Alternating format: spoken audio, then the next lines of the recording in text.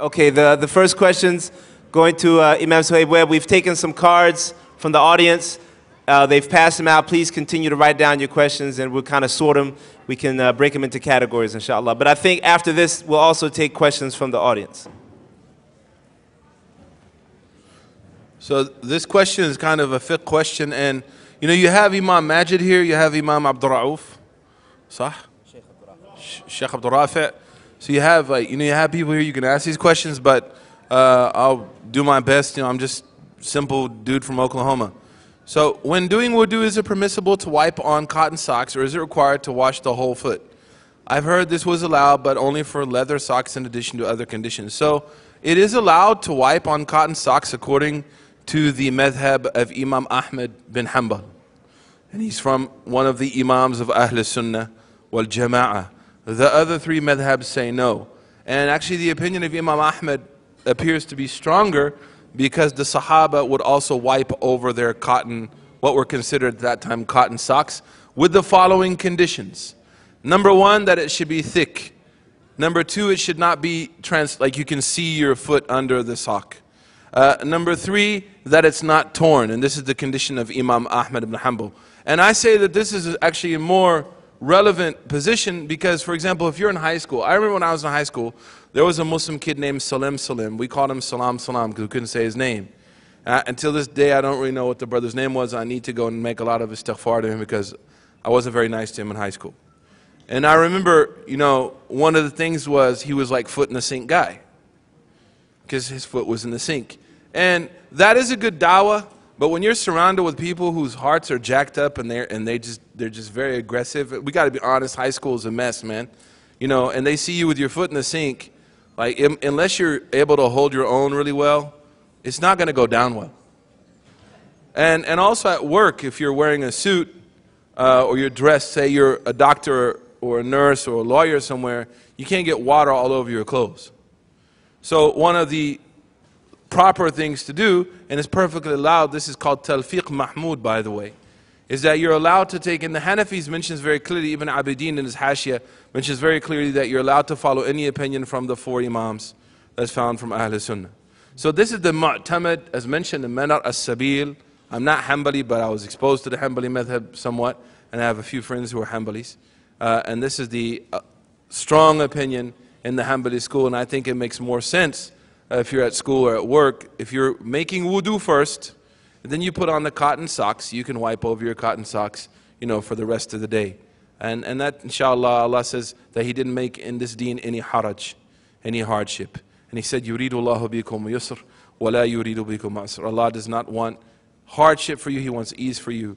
يُرِيدُ اللَّهُ أَن يُخَفِّفْ عَنْكُمْ. Allah wants to remove the burden from you. So, wallahu alam. So just, I'll mention the answer again to make it clear. It's allowed to wipe over your cotton socks according to the madhab of Imam Ahmed ibn Hanbal, which is rooted in the practice of certain Sahabi who did so. And that's what the conditions I mentioned. Number one, it should be thick enough. You know, you talk about you can walk a certain distance and so on and so forth. Should be thick enough that, you know, you can't see the skin under the sock. Secondly, that that they're not ripped. Thirdly, that you put them on after you made tahara without breaking the tahara the first time. Wa wallahu a'lam. They can be cotton socks. Any type of material. طيب. Assalamu alaikum wa rahmatullahi wa barakatuh. By the way, I am Hanbali and we're open for business, inshallah ta'ala. If you guys want to sign up, just let me know. We're not as hard as you guys think we are. You know, in the Arab world, Sheikh, they say tithambil hash. Whenever you start talking very strict, they say don't make it too Hanbali. But as you can see, sometimes Hanbalis are actually easier than the rest of them. So, all right, so I've got a good question. I think it's a very relevant question. How many of you are excited that Ramadan is coming up? MashaAllah. You're welcoming your generous guest. MashaAllah. Tayyib. So this question is, what is your advice to young Muslims on how to make the most of Ramadan? Ramadan is the month of Quran. It is the month of Quran. I think that particularly I see even with the religious practicing youth that are in that category of religious practicing youth, people rarely have a relationship with the Quran unless they're in a hifz school getting beat on. Okay? Otherwise, they don't really seem to have a relationship with the Quran. Acquaint yourself with the Quran somehow. And make make a goal that's realistic. You need to prepare for it. Something needs to change about you in Ramadan. Something needs to change about you in Ramadan. Now, so you need to acquaint yourself with the Quran, a share of the Quran. It is Shahrul Quran, the month of the Quran. Secondly, what you need to do is you need to make sure that Ramadan is there so that you could gain taqwa, so that you could get rid of your sins. And Imam Ibn al-Qayyim rahimahullah, he says something very important. Imam Suhaib touched on it in the talk, which is the whole concept of preferring deen to your desires. What has preference in the deen? Doing good deeds or abandoning sins? Abandoning sins. Taqwa means to abandon sins. The point of Ramadan, كُتِبَ عَلَيْكُمُ الصِّيَامِ كَمَا كُتِبَ عَلَى الَّذِينَ مِنْ قَبْلِكُمْ لَعَلَّكُمْ تَتَّقُونَ. Siyam was written upon you as it was written upon those who came before you, so that you could gain a sense of taqwa. Imam al-Qayyim rahimahullah, he said, أَعْمَالُ الْبِرِّ يَفْعَلُهَا الْبَرُّ وَالْفَاجِرُ وَلَا يَقْوِي عَلَى تَرْكِ الْمَعَاصِي إِلَّا صِدِّيقًا. Imam al-Qayyim said, anybody can do good deeds. A righteous person and a not so righteous person, a fajr. But the only one who will be able to abandon his sins is one who is truthful with Allah subhanahu wa ta'ala. If you gain nothing else out of Ramadan except that you got rid of your haram relationship, or you got rid of something that you knew was a barrier between you and Allah subhanahu wa ta'ala, that is more productive than a person who left those things lingering around but decided to volunteer more and to do more charity but did not take care of the root of the problem. So my advice when you go into Ramadan, this might be your last Ramadan. Allahu A'lam, we ask Allah subhanahu wa ta'ala, Allahumma ballighna Ramadan, to allow us to live till Ramadan. Try to identify the sins, the things that could be standing between you and Allah subhanahu wa ta'ala, and get rid of those, and acquaint yourself with the Quran, even if you're just going to finish reading it one time. Alright, it doesn't count when you do khatam hopping. You just jump from masjid to masjid whenever Quran khatams are going on. You yourself need to read the Quran. You need to make sure you finish it at least one time in the month of Ramadan. Jazakumullah.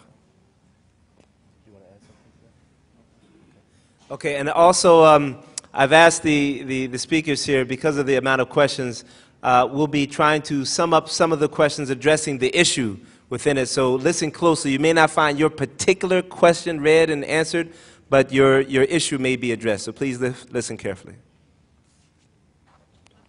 So I have a question here. Why are tattoos forbidden in Islam? And coupled with that is a question at the bottom. If someone converts to Islam and still has tattoos, what should they do? So number one, tattoos are forbidden because the Prophet ﷺ said, La'natullah, Allah wa Rasuluhu, that Allah and His Messenger curse the woman who seeks to have tattoos and also the woman who does the tattooing. And Imam Ibn Ashur, Tunisi, he's a great scholar, in his book on Maqasid, he talks about the ta'leel, the reasoning behind this prohibition. So there are two. One is that it's what's called taghir khalqillah, that someone's changing the creation of Allah, and that's why men also fall into this prohibition.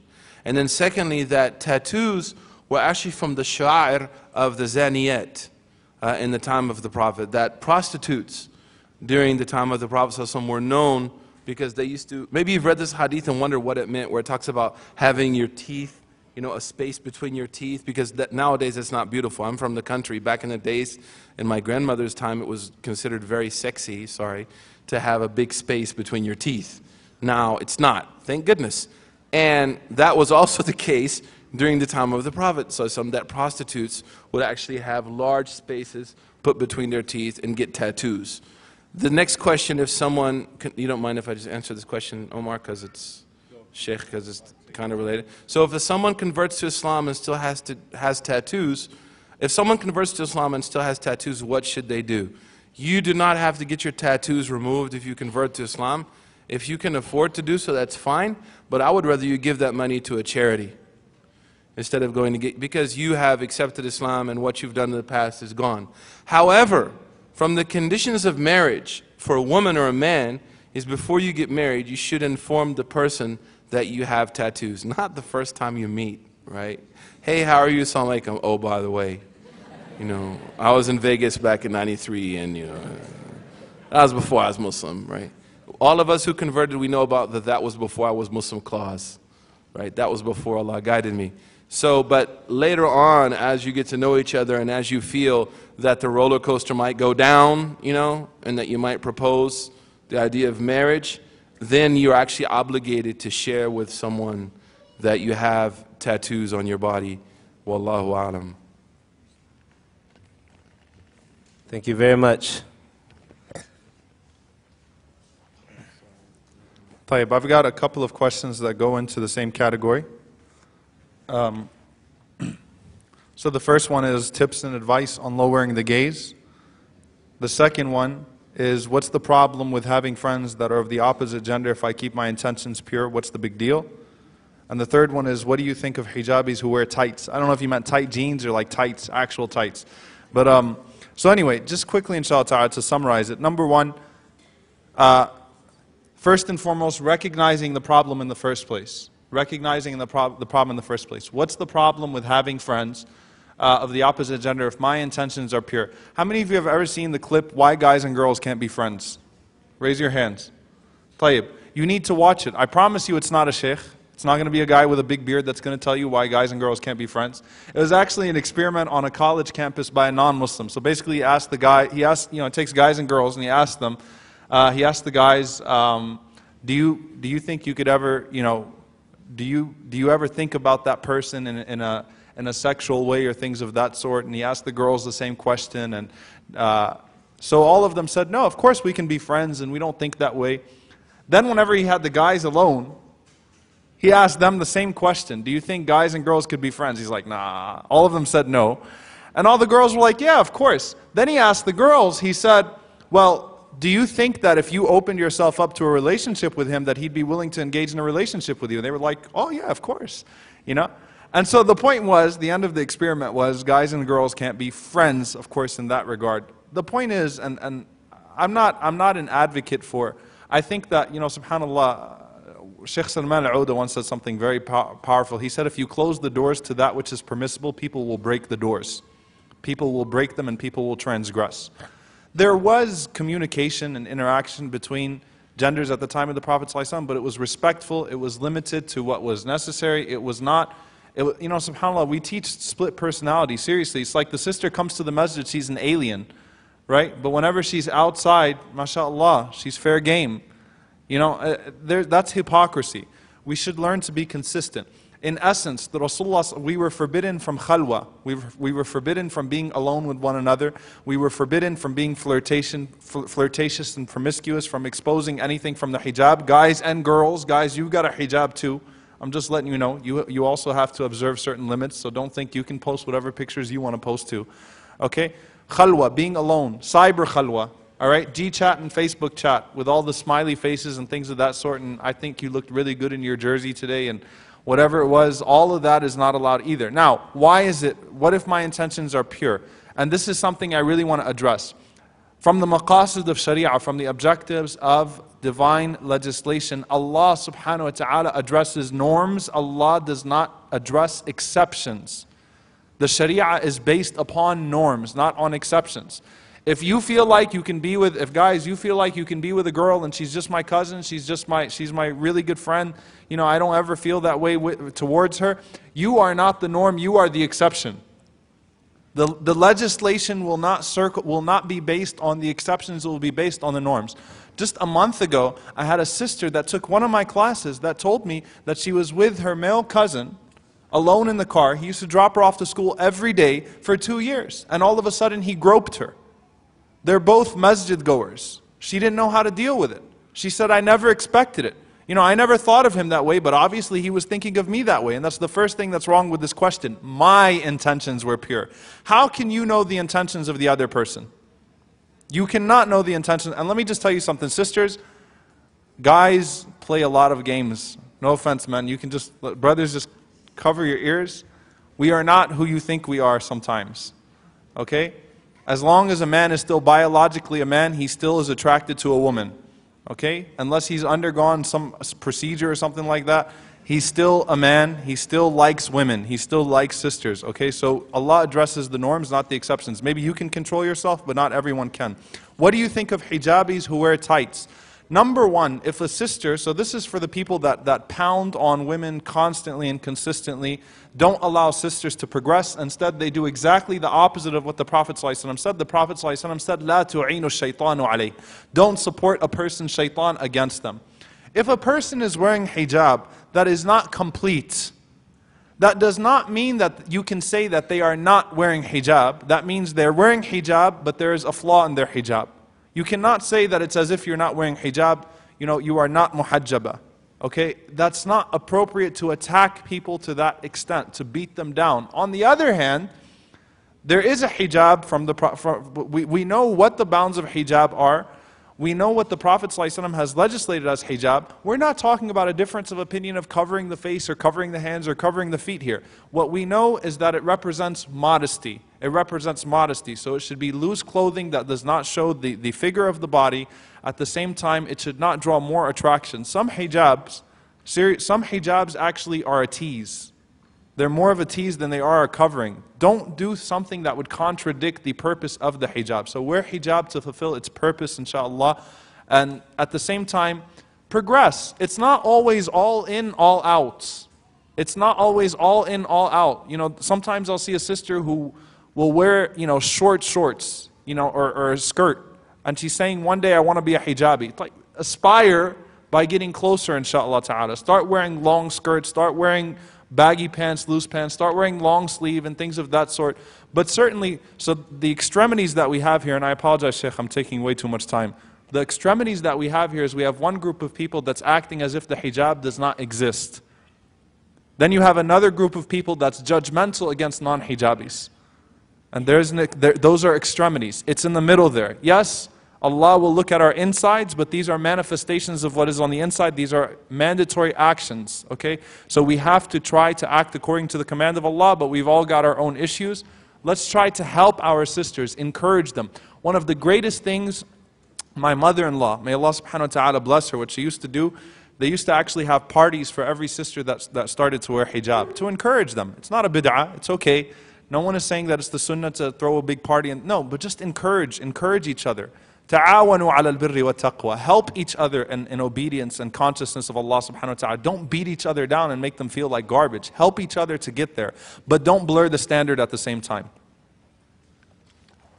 Thank you. And it's okay because as you have a long answer, it gives him more time to read through his answers. And now he's going to give you time to read through your questions, inshallah. That was beautiful. On both sides, mashallah, very gracious. So I have a number of questions here, basically kind of very similar to what Sheikh Omar just talked about. So how does one behave towards their fiancé who is not yet in nikah? What is their advice to a brother or sister who are being tempted with getting involved in an un-Islamic relationship because they cannot get married due to financial reasons or parents won't allow them? How should a woman refuse to shake hands? We'll get to that one. What is your point of view on arranged marriages? So we have a few relationship questions. So let's set it off. Let's start by talking about, sorry about that, how one should behave towards your fiancé. You should treat her like she's not mahram. That's it. There's no pre-kind of mahram, post almost mahram now bow. This is not there. And that's actually from the khutawat of shaitan. And Allah says, وَلَا تَتَّبِعُوا خُطَوَاتِ الشَّيْطَانِ. Allah says, be careful of, and here khutawat, as Ibn Malik said, وَمَا بِتَا وَعَارِفٍ قَدْ جُمِعَ يُكْسَرُ فِي الْجَرِّ وَفِي نَصْبِهِ كَمَا. This is a plural, so khutawat means that shaitan has a number of footprints that you could follow. Steps, darajat. So number one, until you actually sign the marriage contract, you are to observe the same type of etiquettes that you would with any strange male or female, except that you have been given permission to talk by your wali or by your guardian, your parents, or an imam, because you have the intention for marriage. Now in the Quran, it's very clear. In Surah Al-Qasas, we have the story of Sayyidina Musa alayhi salam, who they said, Abuna Shaykhun Kabir, our father is an old man. Can you please help us with the water? And he helped them. So the scholars of fiqh said that if there's a legitimate need, haja, not durura, for a male and a female who are eligible to be married, to work with each other, whether it be dawah, whether it's at the workplace, whether it's at school, as long as it meets the requirements that Shaykh mentioned, that there's no khalwa, that you're not alone together, right? Then that's allowed. That's allowed. The other question is, what would you say to a brother or sister who are tempted to go the wrong way because they cannot get married due to financial reasons or parents won't allow them? The first thing I can tell you, and the best thing I can tell you, and we should never underestimate what I'm about to say, and one of the dangers of modernity and adopting a foreign way of looking at religion is that what I'm about to say will chastise it. And that is, I will tell both of you to fear Allah. That you should fear Allah.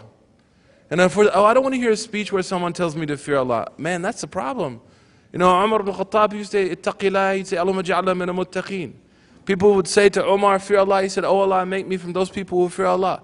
Even in the Muslim world, it's considered a shame to tell someone, Ittaqillah. I remember I was in the haram once making tawaf, and there was this brother who was literally like, he was like that Spanish bull run.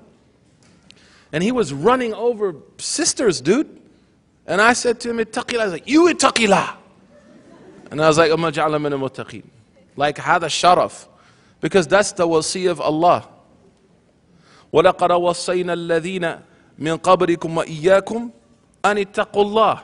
Allah said that we enjoined upon those before you and you to fear Allah. And the objective of Ramadan is to develop this fear of Allah, this staying away from sins, and imtithalu bi awamirihi subhanahu wa ta'ala. Number two, what I would say is what my mother told me, that you're cruising for a bruising. That if you continue down this path, you might fall into a serious, serious problem. God forbid you commit zina. You know, zina is a horrible thing. The Prophet ﷺ said that the zani and the zaniya are going to be burned completely in the barzakh.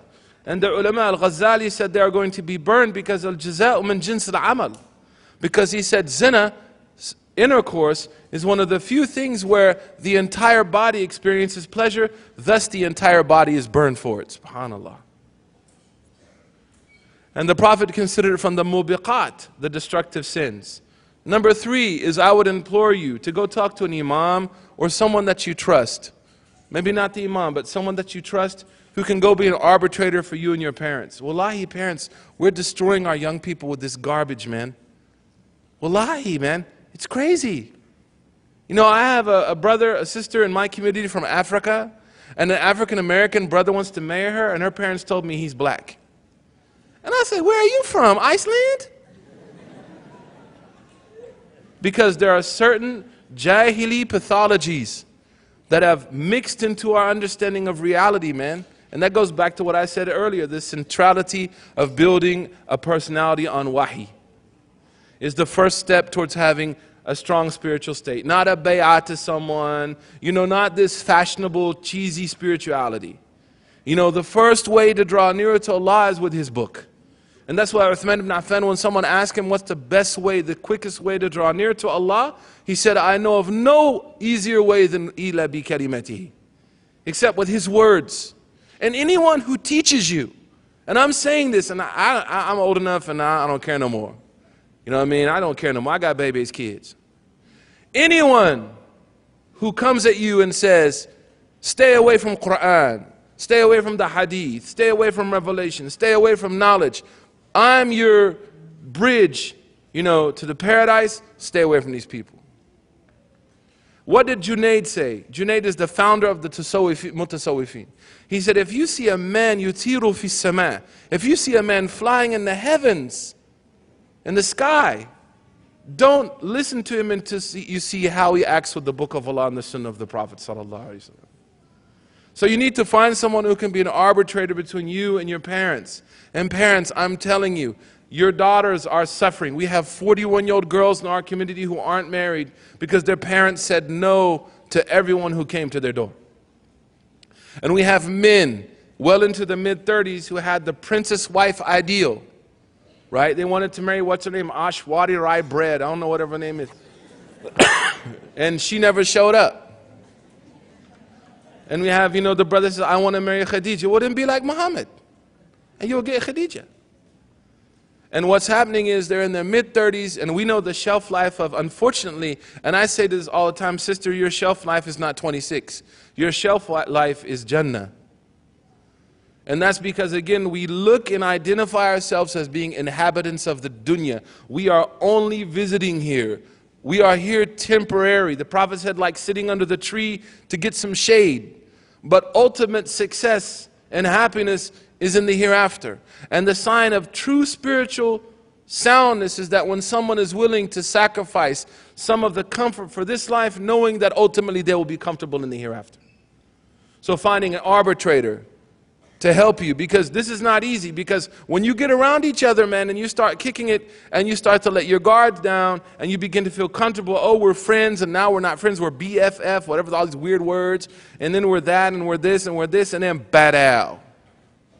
And then you're coming to the imam, and the imam's like, I can't do nothing for you, you're in big trouble now. And I have had Muslim women come to me in my community, not in Boston and other places, looking for abortions. And you know how old these girls were? 35 years old. And these were beautiful women. And I said, what happened? They said, everyone that came to be my potential husband, my father slammed the door in their face. And I went out and worked in the professional field. And the non-Muslim, you ain't worried about you, Dad. Brad Pitt ain't worried about Baba. Well, Brad, you got to talk to Baba. Look, girl, DJ got us falling in love again. Ain't no need to talk to Daddy. Real talk. Because he doesn't know that. And you have a young woman or man who has insecurity issues because marriage is so important to us that homeboy got more game than Parker Brothers, man. And you're in trouble. And the last thing I will say is that you need to be our strong friends who can reinforce you to fear Allah and to do what's right. And I'm an imam if I believe that a man and a woman are good for each other and there's no religious reason for their parents to say no, I will marry you. And I don't care if I lose my job. I'll stand in front of Allah, in front of that board, and say, that board was taghut.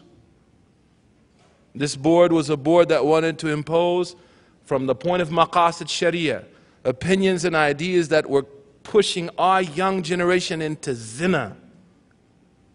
So finally, finding religious leadership that will stand up for you if you're right, and that you'll be willing to listen to. Wallahu a'lam wa billahi tawfiq.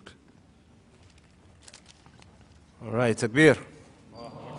All right, gave you time to get your questions in, right? MashaAllah. No, it's working. It's working. I actually, Sheikh, I want to actually add on to something, subhanAllah, that Imam Suhaib said.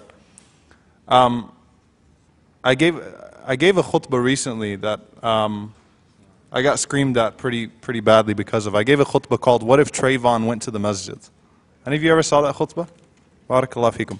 What if Trayvon went to the masjid? And so, remember when the whole Trayvon thing was going on, and so subhanAllah, we talk about racism a lot.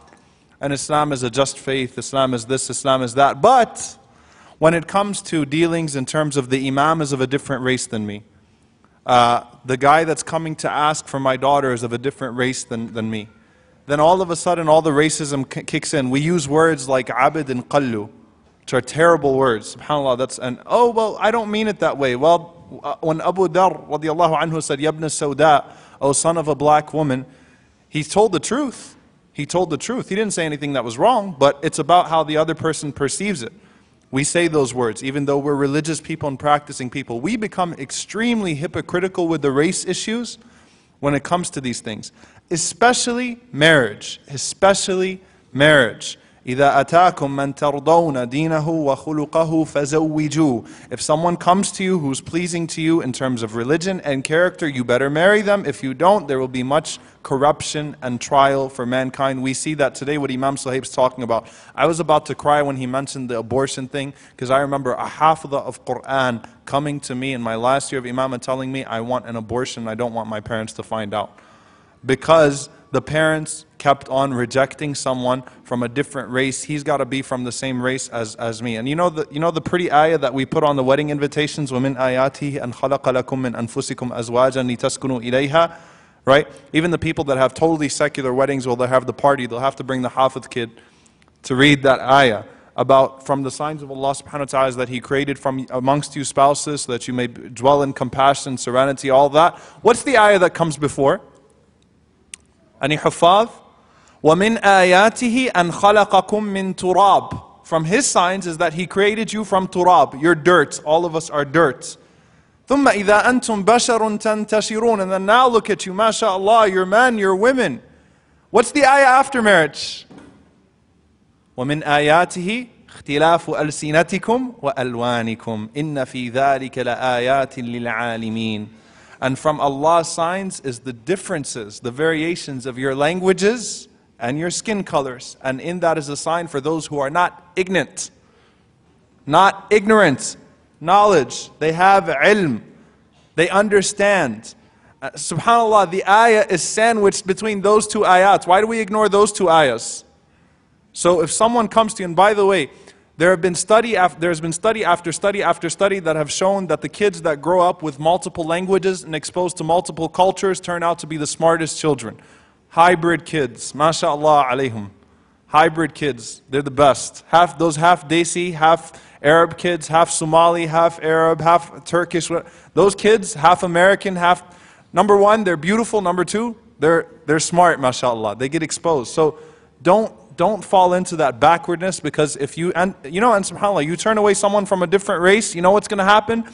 Your daughter is going to end up running off with someone who's of a different race and a different religion. And you have to meet Allah subhanahu wa ta'ala with that crime. So I please, Imam Suhaib has been Imam for longer than I have. I was traumatized from that. I was truly traumatized, seeing how many lives were destroyed because of the parents acting in that manner. May Allah forgive them. I'm sorry for going off on that tangent. I have a question here. Is it Islamically correct to vote for the person or party who approves of something that we don't agree with? So is it okay to vote for a candidate that we don't agree with? Is it okay to not vote at all? There was a conference by Al-Majma' Al-Fiqhi, the Assembly of Muslim Jurists of America. It was held in Montreal, Canada 2 years ago, and they brought scholars from all over the world. One of them was Sheikh Webb from Syria. They brought Sheikh Rayyan, Sheikh al-Malikiyya fil Azhar. I think Sheikh Suhaib is one of his students, Dr. Rayyan. MashaAllah, brilliant scholar. They brought some of the scholars from Kuwait. They consulted Sheikh Omar al-Ashqar, my Sheikh, who lives in Jordan. SubhanAllah, ulama from all over the world to discuss the issue. What do we do? And this is an ongoing discussion. Fiqh al-aqalliyat, the fiqh of minorities. How are we supposed to act as a minority here? When this question was posed, I thought that the answer was very balanced from them. It's okay to endorse a candidate who has views that are different from your views if it's for a greater good, but it's not okay to endorse his views. Now what that means, Yusuf alayhi salam participated, because we look at shara' min qabl, we look at the legislation before when we don't have a precedent in the sunnah. Obviously we don't have this precedent because this is a very unique situation to us right now. Yusuf alayhi salam, not only did he participate in the political system that was based upon something other than Allah's law, he became a minister. And Yusuf alayhi salam did not go to Al-Aziz and say, look, I want to become the Khalifa here. He said, اجعل لي على خزائن الأرض. He said, put me, make me a minister of agriculture. I know what I'm doing here. إني حفيظ عليم. I can do this part very well. He participated. That does not mean he endorsed the shirk of Al-Aziz. That does not mean he endorsed his polytheism. So it's okay to participate so long as your views are still clear against the things that you don't agree with. So long as the standard is not blurred and you still hold a position that does not contradict Allah subhanahu wa ta'ala's law and the legislation of the Quran and the Sunnah, that's fine, inshaAllah ta'ala, to look for the greater good. We have to engage the political process somehow. Many of the ulama who used to be completely against it are now all for it. What does that mean? Am I telling you need to vote for a particular candidate? No, I'm saying you need to engage the political process as Muslims. The reason why we're such a political liability and people do whatever they want with us is because of our hesitancy to engage the political process despite our numbers. And how do you engage a political process? You don't start with the presidents. You start with the Board of Education. You start with the local councilman. You start with the people on a local level, establishing those ties. That's how you engage the political process, and then you move forward, and then inshallah ta'ala we can talk about the bigger issues and things of that sort. But don't tell me that you're not going to endorse any candidate that's pro-Israeli. Look at the greater good of things. I'm Palestinian, it hurts me more than anything else. I have lost people in that conflict. But at the same time, I'm not going to blind myself and say, I'm going to wait until someone comes that's going to say, all for Palestine, and who's going to sing, Hayya, Hayya, or something like that. I'm not going to wait for that to happen. We need to engage the political process. But I'm not saying it's fard, I'm saying that we should. Okay, there's nothing wrong with it, it's not haram. I think we should, as a community, actively engage the political process somehow so that politicians cannot make us, cannot say what they want and harm the Muslim community without having to pay the price. Even if that means voting for a Republican against another Republican in the Republican primary because he's not saying Islamophobic things. We need to make sure that the one who goes out there and runs his mouth about us and about our civil rights pays the price for that. We need to take our frustrations and engage the political process in somehow. Wallahu ta'ala alam. Alhamdulillah. Okay, yes, and we have 25 minutes. So we're doing good on time, inshallah. But if you have any questions, please get them in. And just to add to that, two things. Number one is that the idea that until the modern age, politics was always about a perfect leader. And that the discussion now is, if I vote for, say, Mr. Hussein Obama, or I vote for Romney, or anyone, then I'm not saying anything. Then that means I'm supporting some good and evil, and that the idea of supporting good and evil didn't exist kind of previous to, especially in the time of the Khulafa. But you look at, for example, Sultan al-Ulama Izzuddin Abdus Salam, in his book Qawa'id al-Anam, he talks about the idea of supporting a Muslim leader who was fasiq and mu'min. He talks about the reality of at times having to support, and at that time was making bay'ah, to a leader who might have been a fajr, his adala, his integrity might have been suspect, but at the same time he had the sulta. And he actually wrote about this. And he said that if there are two bad leaders, then the lesser evil becomes the good that the Muslims should support. And he talked about this, he wrote about this, and this is he was in the 6th century after the hijrah of the Prophet ﷺ. Number two is the idea of even giving money to political parties. So one of our mashaykh actually made qiyas on this, and you can take usul al-fiqh with Maghrib or Sheikh Majid or someone for qiyas, al-haqq al-amri amr al-istiqraq ilatin baynahuma. But he mentioned something really awesome in Sahih Bukhari, that the Prophet ﷺ actually gave money to the Quraysh for the asra of the Muslims, for the prisoners of the Muslims to be freed, and they freed them. So he said the reason that he gave money to them was to secure the rights of the Muslims. And these were at that time the enemies of the Prophet and Islam in Medina. And they were actually active killing Muslims. He said, well then what do you say about people who are not at that level, but they might also enact a few policies which might harm your community, but overall you're guaranteed that they're going to preserve certain fundamental rights for you. So he said, just as the Prophet gave money to the Quraysh at the height of their hatred for him and his community, then you should also be able to give money to political parties who in certain areas are going to defend your rights and look after you, in certain areas that they might not. And I thought this was actually a brilliant fatwa, by the way. Now the question I have, I'm sorry to take your time, I apologize for adding on to what you said. If you committed zina before marriage, should you tell your wife after you're married? No. Nor should you tell her before, and vice versa. Now maybe someone's going to say, well, what did you say earlier about tattoos, dude?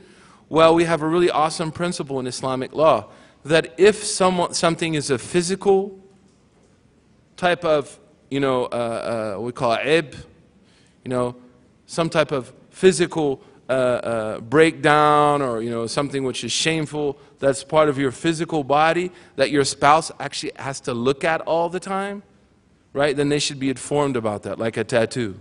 Because that's the right of being appealing to each other. Look at the beauty of Islam.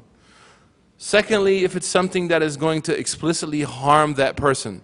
So if you had, God protect us, I've known this happened to Muslims who were promiscuous before marriage and they got herpes.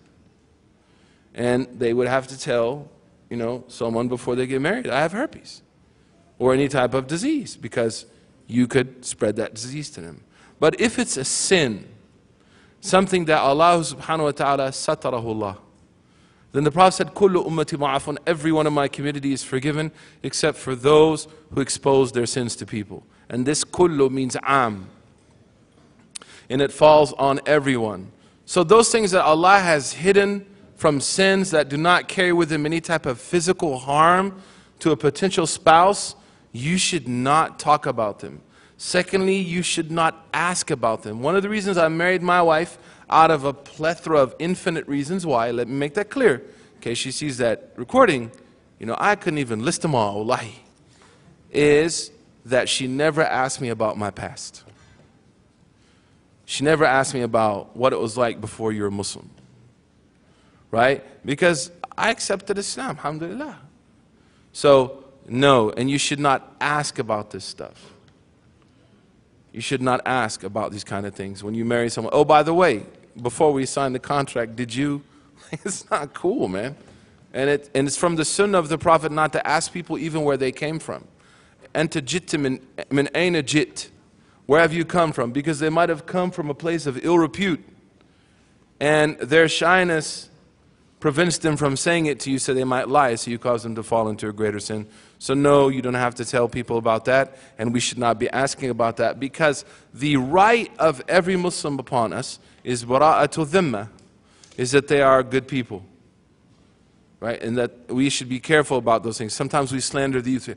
Oh, these Muslim youth, they're horrible. You just slandered all the Muslim youth. Well, the right of Muslim youth is bara'atu dhimma. Oh, these chachas and chatis and uncles, these people are the worst, astaghfirullah azim, ever in the world. La, the asl of these people is bara'atu dhimma. And that's why I told some Christians a few days ago in Boston, we don't believe in original sin, we believe in original goodness. We inherited the goodness of Allah's creation, not His evil. Wallahu a'lam. Okay, what I'm going to do is, after I give you your water, because you need that. Yes, no problem. We have a lot of questions coming up that are dealing with a core issue of gender relations. And there was a talk earlier today by Shad Imam about gender relations. But I think it's important to let the parents know that this is real issues, whether your youth talk to you about it or not. They may be dealing with it. And any youth that is in a high school or in college will tell you, they'll report back to you that mom, dad, it's crazy out there. But sometimes just because your youth doesn't talk to you about it, your child doesn't speak to you about it, you may think, oh, it's the problem with the rest of the group. So we have questions about whether it's getting married online via Skype, why are boyfriends and girlfriends so bad, especially if both of them are, Muslim and they're trying to follow some type of etiquette. Why do parents let boys do things more than girls in Muslim home? What's up with that? So instead of addressing all these questions, what I think is an underlying issue here is just gender relations, and not just that, how the parents deal with their children based on their gender, which is causing a lot of these questions to come up. And if the speakers could both touch on that for maybe 3-4 minutes each. We'll start with you, brother. So I think we did what we could, I think, for the most part. When we're talking about specifics, look, at the end of the day, don't try to play Allah subhanahu wa ta'ala. I'm just going to put it straight up.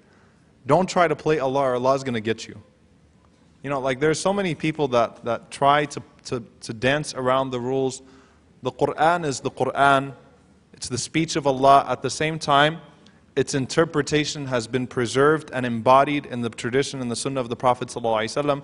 We cannot come 1400 years later and redefine the Quran. There's qiyas, there's fiqh, there's relevant fatwa, relevant rulings that are given by the scholars to relax certain things that are causing a hardship on the people, but you cannot reinterpret the Quran and the sunnah of the Prophet ﷺ in that regard. It is what it is, in the sense that Allah has put these limits between us. What I would say is this: don't try to play Allah for a fool. Allah subhanahu wa ta'ala will get you. If you try to start off a relationship with that way, I'll just put it to you this way: gender relations.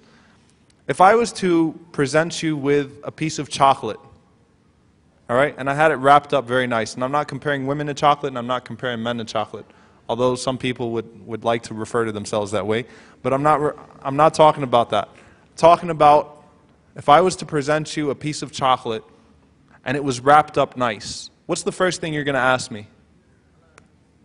MashaAllah, fitra, halal, or not halal. That's actually not the answer I usually get. What's in it, right? What kind of chocolate is it? What's in it? Where did it come from? Okay? You're not just going to be like, ooh, that has a nice wrapper, I bet it tastes good.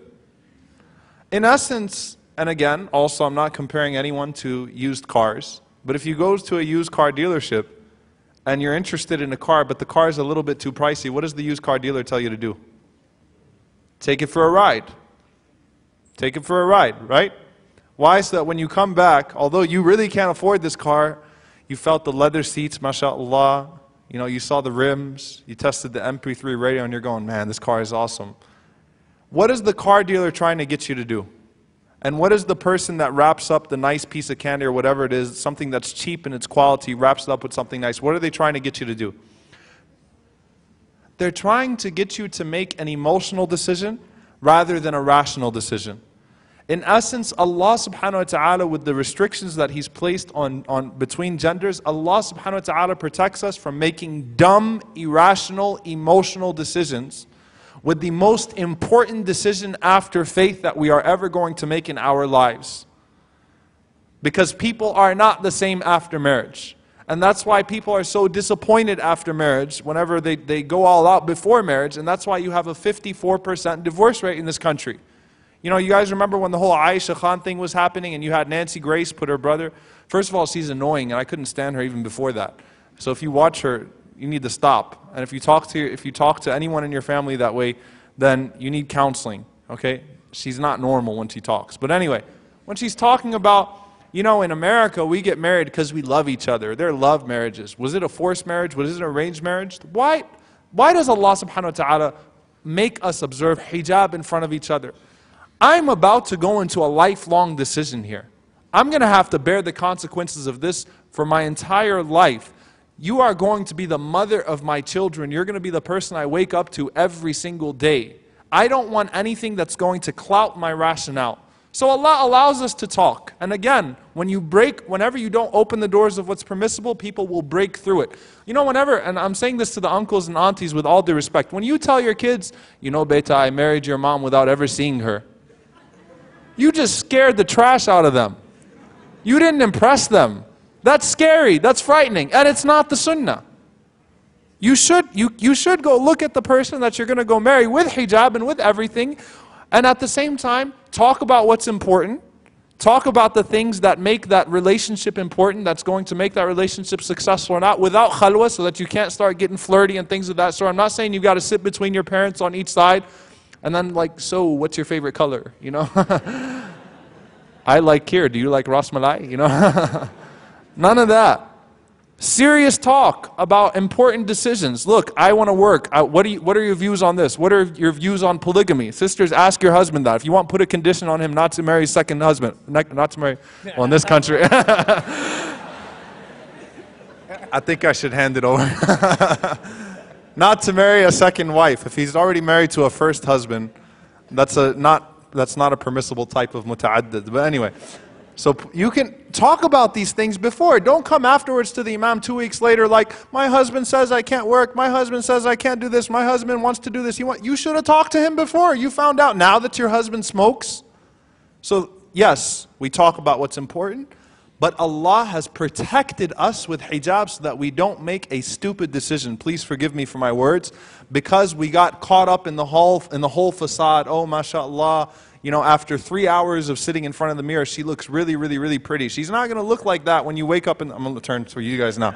She's not going to look like that when you wake up in the morning. And sisters, your husband is not going to be walking around with his Armani shirt and his hair all gelled up in the house. He's going to be walking around with what's ironically called a wife beater. Okay? But inshallah ta'ala, he's not going to beat you. Alright? So Allah protects us. Don't try to play Allah. It's for your own good. It's for your own good. Wallahi, it's for your own good. So I ask Allah to protect all of you. It's hard. We know it's hard. I ask Allah to protect you. And I ask Allah to open the elder generation's hearts to understand the tragedy and the crisis and the hardship that the youth are going through now. But if you use that as an excuse to fail as a young person and ruin your life, and then blame your parents for the rest of your life, yes, they will face Allah with the crime, but you also will face Allah subhanahu wa ta'ala with the crime, and you'll have to live with the consequences of that. Jazakumullah khair. Adam, what's your son's name? Jamal. Want to give it up for you for being patient with your dad, man, for filming this event. Everybody give it up for Jamal. Little man right there. All right, you have something to add on that, inshallah. You should take this question. Oh, yeah, much dad. That was awesome. Okay. So I have a question here. How should one map out their studies? Meaning, what should one start with and how should they progress? So, for example, should one study usul al-fiqh before fiqh? Also, is it possible? If it's possible, can you mention some introductory text? So, number one, the sunnah of the scholars is to always utilize local resources first. And this was actually a methodology that was passed on from the Salaf of the Ummah, from the early scholars. And I remember when I was in Oklahoma, and my teacher was from Senegal, who I lived with for 10 years, and he basically told me, you don't leave until I say you're ready to go. Nowadays, I don't think people are ready for that. I don't know if that's necessarily the style that'll work for this age, but I needed it because I was kind of a little buck wild kid. So it worked out that way. And then he told me that this is the way of the early scholars, that you would try to utilize local resources. And what I noticed a lot of times is that, as the scholars say, the soul is constantly trying to give people a sense of false reality, especially if it's not kept in check. So what you'll find is you'll have someone like Sheikh Majid in your community. And you might find someone's like, man, I can't wait to go study with the scholars, man. I want to go to Sudan and hang out with like the big baller imams. Like, who do you live with, dude? Who prays in your masjid every day? Right? And the idea of being delusioned is a fitna. So what I would advise you first and foremost to do is recognize local resources that you have in your community that you can learn from.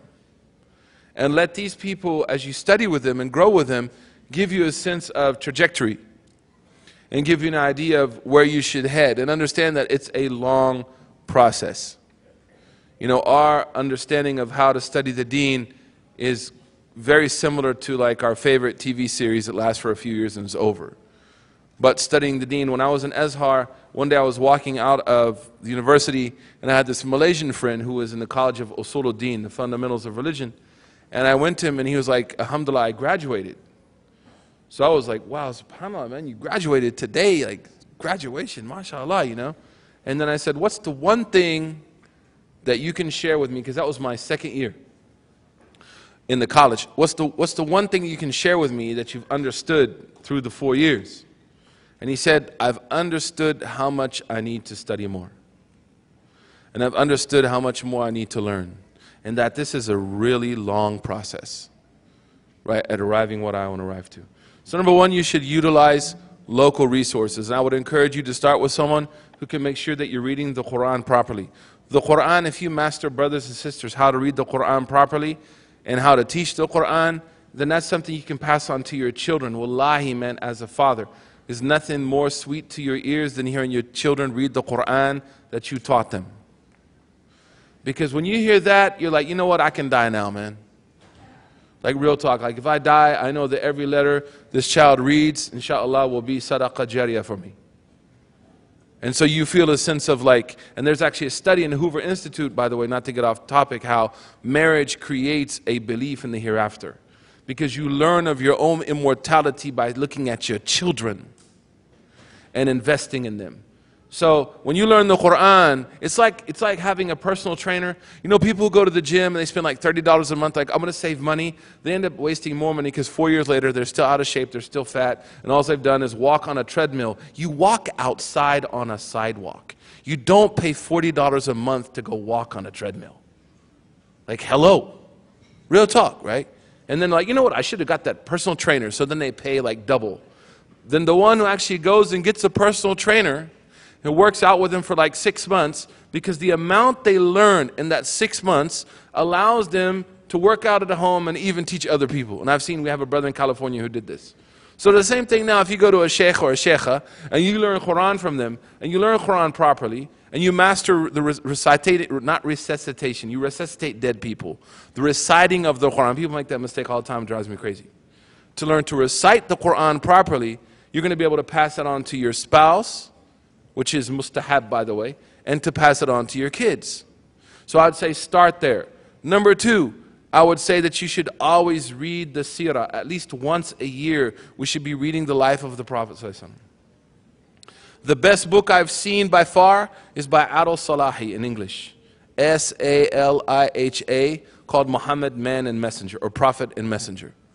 This book, you read it, wallahi, you'll shed tears. It's an absolutely joy to read, And it's free of any of the philosophical kind of battles. It's just, look, man, I love the Prophet, here's his life. And you feel that when you read it. Number 3 is if you're going to study hadith, first of all, you need to take ulum al-hadith, and that's going to need a teacher to teach you al-Bayqanuniya or, Nukhbat al-Fikr or the Muqaddim of Ibn Salah. We took the Muqaddim of Ibn Salah for 7 years, yani. So those are books I don't think you should worry about, but you should study, like I said, the 40 hadith of Nawawi. Wallahi, man, if we just practice the first hadith, we're good. The second hadith, we're good.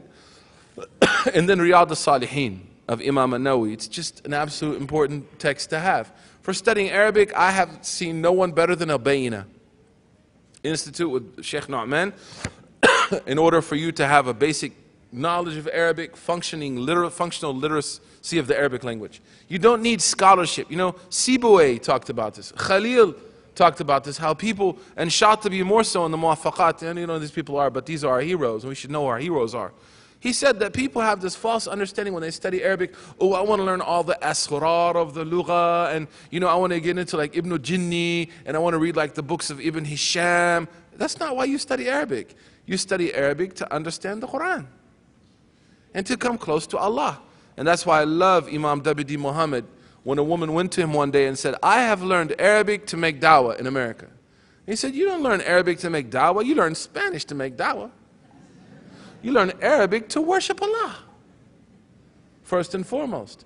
So I would recommend that if you're able to get in touch with a Bayna. If not, there's a really good series called Al-Arabiyya Bayni Yaday. And you can find someone from Muhammad bin Saud University. It's a great text. You can learn it. You can study it. Right? As for studying usul al-fiqh before fiqh, I actually teach usul al-fiqh before fiqh. But that's to my students, like people that are really studying hard. And I usually don't teach people unless they memorize the Quran. I'm kind of tough. I'm fun and easygoing, but if I'm going to teach you, we have to get down. Because your sheikh is called your abat in the Quran, like your dad. Right? So, there's a few students who study with me, but they are studying usul before fiqh simply because these are going to be imams. May Allah make them, inshaAllah, imams for the community. And imam, we have sisters who won't be imams, but also studying the knowledge of what it needs to be an imam in America. So that's my personal methodology. But in general, people usually teach fiqh before. And Imam Nawawi said, you should prepare your heart for knowledge like you prepare earth to be cultivated. So understand that knowledge requires adab, requires etiquette. So a lot of times people want to go study the deen. I've seen it in Egypt, actually with Sheikh Rayyan. Our sheikh, who one time was teaching the Muwatta of Malik, and a Western brother stood up and said, this is a bid'ah, you don't know anything, I'm not going to sit in front of you like this. And he'd only been there for 1 year. Sheikh Ahmad Tahar Ayan is one of the highest leading legal authorities in Egypt. And I had to go and apologize on behalf of all American Muslims, even though the guy was from England, because they all thought we're American. And I said, I'm really sorry that we have represented ourselves in this way. And he said to me, the problem with you people is before you come overseas, you should learn adab first. You should learn how to conduct yourself, because you sit down when grown men are talking. Last question that I'm going to address. Do you have any suggestions on how parents can teach their children on the difference between culture and religion? Because I know that most parents that are Muslim mix culture and religion, and their children become confused. The first thing is to learn your own religion as parents. It's very important for you to know the difference between your culture and your religion, so that you can teach your kids properly, and not to be arrogant whenever your kids question the practice. Because sometimes, and subhanAllah, the parents become more offended when the children will ask questions about the culture than when they ask questions about the deen. It's okay if your kids come and ask you, what is the proof of this? What is the evidence of this? Do we do this because of the sunnah, or do we do this because they used to do it back home? Many people get very sensitive over these innovations and things of that sort. That's how the people, and that's how Allah subhanahu wa ta'ala describes every single qawm. This is how we saw our fathers doing it. The second thing is acquaint yourself with reality. Reality. Understand the issues of your youth are not the same issues that you had overseas. I had a brother that was once complaining to me that he caught his son kissing another girl. And subhanAllah, instead of being upset that his son was kissing, he comes to me, he says, you know how, he's bragging to me about how he approached his son. right? And here's what he says. He said, you know what I told him, Sheikh? I said, what? He said, I told him, you know, if she ate non-zabiha meat and you kissed her, you could have ingested some of that meat in your system. I'm sitting there thinking to myself, like, that was a true facepalm in the true sense of the word. Are you serious?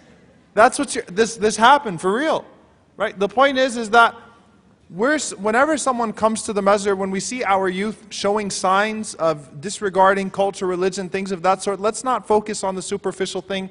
Let's not focus on him wearing a topi and making sure his clothes are above his ankles and things of that sort. Or he's got pictures on his shirt or whatever it is, or his sister's not wearing hijab properly. Fix the heart, and inshallah ta'ala they will come around, be acquainted with reality, teach them the beauty of Islam, the beauty of the Sunnah, why they are Muslim. Why they are Muslim, and don't demonstrate, I have how much time left? A minute and a half? Good. Don't demonstrate cultural hypocrisy.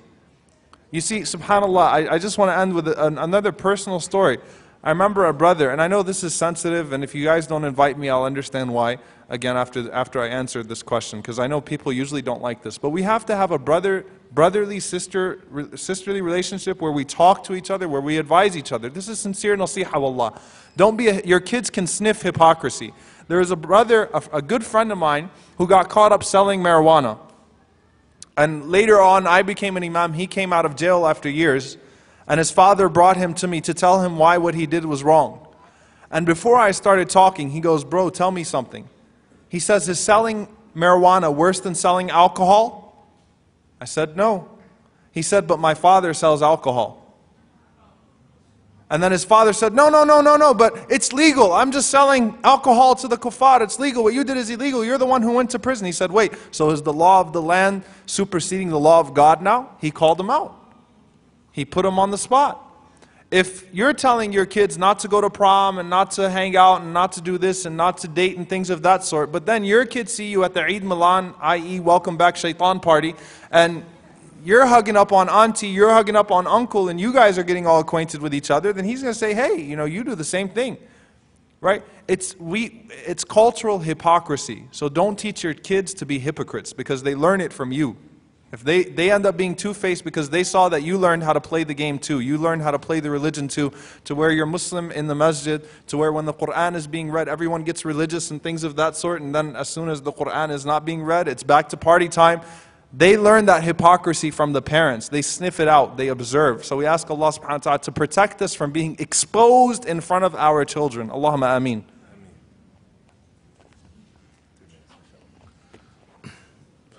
Assalamu alaikum. Just to add a few things before I answer these questions. Number one, this is a youth-run conference. I didn't know that. And just really, you guys have done a great job. And it's great to see young folks out here taking care of biz. Number two is like uncles and aunties and you know, brothers and sisters from other countries. Like any references I made, don't take it like I'm hating on your, not hating, what's the word, that I'm, you know, criticizing your background or anything, please. That's not the intent at all. So, you know, please don't take it that way. And if it has come across that way, I ask you to excuse me. Now, here's the question. If I'm one of those sisters that you mentioned who wants to marry a righteous brother, and my father is not allowing this to happen, he has a very strong personality, and it's difficult to convince him, what should I do? This is why you need to talk to Dr. Majid. Mr. Majid.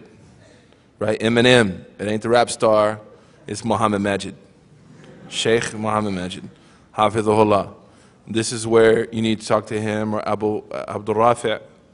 These are people that you need to speak with, and you need to get them involved. You need an advocate, not a lawyer, okay, it's not that deep, but you need some personal advocacy or someone that your father trusts who you know is going to hold it down on the deen issue and kind of be there to talk with your father about this. And ultimately, I tell people, if you can live without this person, I would rather see you not marry them, because you can have many, there's many young, handsome, I mean, mashallah, I mean, here, you know, there's thousands of millions of single men right here looking for wives, right in front of me here, like the stars in the sky, okay, just right there. There's a guy in a purple shirt, and there's one in green, okay, and there's one that's got, you know, the FUBU shirt on, but it's not the 90s, bro, come on.